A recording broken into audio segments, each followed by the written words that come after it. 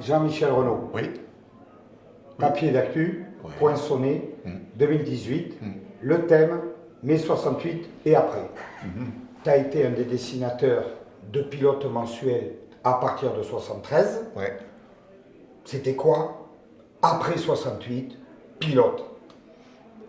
Bah, pilote, c'est un peu. Comment dire 68, c'est une réaction d'adolescent. Enfin, 68, il y a une raison pour laquelle 70. 68, c'est le baby-boom. Tout le baby-boom, on arrive en même temps en adolescence. Donc il y a un besoin d'ouverture, de liberté, voilà, une soif de dégommer le père, héros de la guerre, de Gaulle, en gros, c'est ça. Et dessiner des... Des bites, voilà, évidemment. Dessiner, ce qui était faire braver l'interdit, comme tout adolescent a envie de faire, quoi. sous la tutelle De son propre chef. de Goscinny. Ah non, non, non, mais attends, mais ça pilote. Là, tu me parles de 68, ok. Ah, ok. Donc, pilote, c'est le premier journal où la bande dessinée est passée du mode enfantin au mode adolescent. Enfin, s'adressait à des futurs adultes, voilà. Donc, c'est là un peu l'originalité. Qui a changé, qui a créé un mouvement dans la bande dessinée, et qui n'est plus l'école belge. On est sorti de l'école belge pour l'école française. C'est vachement important, ça. Renaud, D'où le renom de pilote. Et moi, j'étais adolescent, jeune adolescent en 68. Quand je suis arrivé à 19 ans, j'étais moulu dans le moule. Et voilà, quand je dessinais, évidemment, quand Goscinny a découvert mes dessins, j'étais à fond dans l'esprit du journal, quoi. C'est un peu logique qu'il m'ait demandé. Jean-Michel Renaud, Ouais. caricaturiste. Ouais. On est devant l'affiche de l'équipe de France, championne, un gagne, Ouais. championne du monde. Ouais. Caricaturiste, toute une vie de caricature, toute une vie de travail du dessin avec plein de palettes différentes. Qu'est-ce que tu considères qui est pour toi la chose la plus importante en dessin? Tu fais des dessins d'illustration, tu Oui. fais un bouquin sur la garrigue qui se vend très bien en ce moment. La question pas du est, dessin, du dessin. qui n'est pas du dessin, Ouais. qu'est-ce qui est le Alors, plus important? Moi, je retiens de 68 et que je vis encore aujourd'hui, c'est ma liberté. Et en tant que dessinateur, en tant qu'artiste dans tous les domaines, c'est une vie d'artiste, une vie compliquée, une vie. Voilà, la seule richesse qu'on ait, le seul trésor qu'on ait, c'est notre liberté. Donc ça, je suis accro à ça. Voilà, ma liberté m'a permis de choisir de vivre au Antilles pendant 3 ans, m'a permis de faire des tas de bouquins sur différents trucs, vivre des aventures assez originales, puis de revenir au dessin. Voilà, donc je ne m'interdis pas, je me reste ouvert à tout. Voilà. Toute ma vie a été comme ça, une ouverture. Puis ma foi, je ne suis pas trop mal réussi, quoi, donc ça va. Quoi. On peut vivre comme ça. Il y a obligatoirement la question, l'avenir du dessin professionnel, Ah. c'est quoi? Ça, c'est autre chose. À l'avenir, le dessin, moi j'ai la chance, je suis rentré dans la bande dessinée où, à l'époque, la bande dessinée n'était pas encore à la mode. Une industrie à la mode. Bon, après, je suis parti aux Antilles au moment où ça commençait à devenir un peu sérieux. Quoi. Moi, j'aime pas qu'on se prenne. Enfin, le dessinateur, on ne peut pas se prendre au sérieux. Alors, je sais qu'il y a beaucoup d'auteurs de bande dessinée jeunes qui se prennent, qui se la pètent dur. Hein. Voilà. Bon, moi, je les évite maintenant, ces festivals de BD, parce qu'il y a trop de.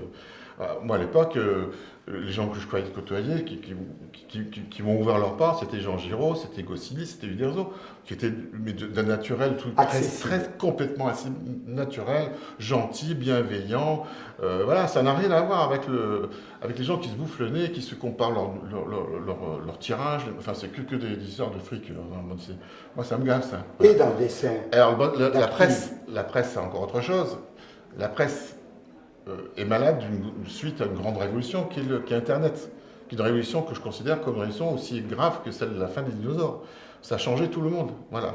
Et résultat, ça a donné aussi l'idée aux jeunes, hein, parce qu'en dessous de 40 ans, plus personne n'achète ni de bouquins, ni d'albums, ni quoi que ce soit. Ni de journaux, ni de journaux. Non. Et les jeunes, jusqu'à 40, qui sont nés avec Internet, ils sont nés avec le gratuit, le tout gratuit. Donc sortir 2 euros, 3 euros pour acheter un journal, même marrant, même s'ils en ont envie, ils ne le font pas, évidemment. L'information, on peut la trouver sur X chaînes de télévision, on peut la trouver sur Internet, tout ça, gratos, c'est clair, c'est comme ça. Et donc L'économie est compliquée. Voilà. Et la place du dessinateur de presse papier, elle est portion, c'est une congrue, une peau de chagrin, comme voilà, tous les journaux sont très mal parce qu'en plus ils perdent leur indépendance. C'est qu'avant ils vivaient en grande partie sur la vente des journaux, maintenant ils vivent sur les subventions. Alors, il n'est plus question d'ennuyer les politiques, de gêner qui que ce soit. Hein. Dernière question, dans le salon Papier d'actu au Poinçonnet, Ouais. on interviewe des jeunes dessinateurs, Ouais, des dessinateurs moins jeunes. ouais, c'est gentil. J'essaye de trouver des périphrases, Mais ça, mais j'ai l'idée, elle est, quand vous discutez, quand nous discutons, Ouais. de quoi sont faites les discussions? Est-ce Bah. qu'on dit continuez, vas-y? D'abord, on est une petite famille, on n'est pas nombreux, donc dans les festivals, on a un premier plaisir, c'est de se retrouver. Comme on a des vies un peu compliquées, tous un peu semblables, sur des voies différentes parfois, mais pour finir, c'est le seul truc qui nous relie, c'est notre liberté d'esprit. Voilà. Bon, ça c'est vachement important. Notre deuxième degré, on passe notre vie à nous chambrer entre nous. C'est un grand plaisir, on se fait des bises, voilà, comme si on était frères et sœurs. Mais moi, j'ai plus de rapports avec beaucoup de dessinateurs qu'avec mon grand frère que je vois que 2 fois par an, quoi, c'est clair. Bon, donc le plaisir, c'est ça. Pour le jeune que tu Mais rencontres. pour le jeune, il se bat comme il peut, avec les contacts qu'il peut avoir, avec son talent, évidemment. Ça, chacun se bat comme il veut, hein. C'est dur. Il y a de moins en moins de place, ni pour les vieux, ni pour les jeunes, hein. C'est le même combat, hein. De toute façon, on est en concurrence avec tout le monde, hein. Mais bon, ce qui est bien, c'est que comme on est tous dispersés et que les journaux sont dispersés, il n'y a pas de concurrence entre nous, donc il n'y a aucune raison de se faire la gueule, de se toiser, de se croire supérieur.